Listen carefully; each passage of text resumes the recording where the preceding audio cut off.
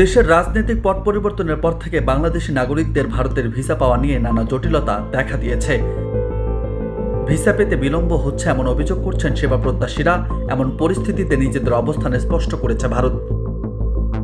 রোববার ভারতীয় সংবাদ মাধ্যম আনন্দবাজারের এক প্রতিবেদনে তথ্যমতে ভারতের পররাষ্ট্র মন্ত্রণালয়ের মুখপাত্র রণধীর জয়সওয়াল জানিয়েছে, আপৎকালীন এবং চিকিৎসার প্রয়োজন ছাড়া বাংলাদেশিদের আপাতত ভিসা দেওয়া হচ্ছে না।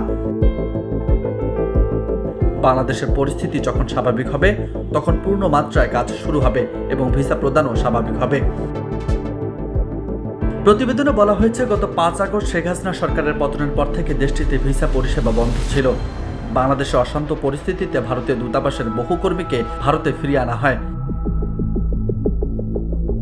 পরিস্থিতি কিছুটা স্বাভাবিক হওয়ার পর ভারতীয় ভিসা কেন্দ্রগুলোতে পুনরায় কাজ শুরু হলেও সেখানে বিক্ষোভ দেখাতে শুরু করে অনেকেই। এর জেরে ফের ব্যাহত হয় কাজ। বাধ্য হয়ে ভারতীয় দূতাবাস এবং ভিসা কেন্দ্রগুলোতে বাড়তি নিরাপত্তা মোতায়েন করে অন্তর্বর্তী সরকার। এর মধ্যে ভিসা আবেদন কেন্দ্রগুলোতে সেপ্টেম্বর থেকে আবারও জরুরি ভিত্তিতে পরিষেবা দেওয়া শুরু হয়েছে। ভারতীয় ভিসা আবেদন কেন্দ্র জানিয়েছে, প্রাথমিকভাবে ঢাকা, রাজশাহী, চট্টগ্রাম, সিলেট এবং খুলনায় ভিসা সেন্টার চালু হয়েছে। তবে এখনই সকলেই ভিসা পাবেন না। কেবলমাত্র যারা চিকিৎসার জন্য আসবেন তাদেরই জরুরি ভিত্তিতে অগ্রাধিকার দেওয়া হবে। এর আগে সাম্প্রতিক এক বিজ্ঞপ্তিতে ভারত জানায়, বাংলাদেশের পরিস্থিতি এখনো স্বাভাবিক নয়। আইন শৃঙ্খলা পরিস্থিতি স্বাভাবিক হলে আবার ভিসা প্রদানের বিষয়টি আগের মতো হয়ে যাবে। তবে আপাতত শর্ত সাপেক্ষে বাংলাদেশিদের ভিসা প্রদান করা হবে।